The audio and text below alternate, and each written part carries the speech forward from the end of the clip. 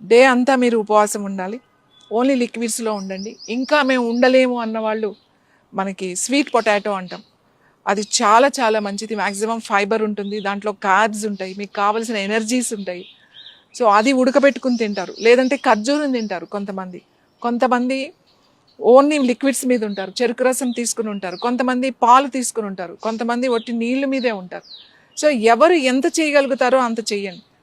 రాత్రి అంతా కరెక్ట్గా 6 నుంచి ఈవినింగ్ 6 నుంచి మార్నింగ్ 6 వరకు మీరు ఎన్ని జాములు, 4 జాములు ఉంటాయన్నమాట, అంటే ప్రతి 3 గంటలకి ఒక జాము అంట.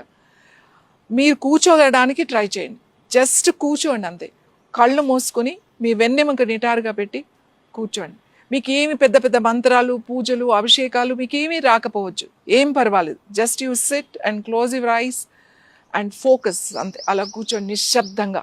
మీ పెదవులు నిశ్శబ్దం కాదు, మీ మనసును నిశ్శబ్దంగా ఉంచండి.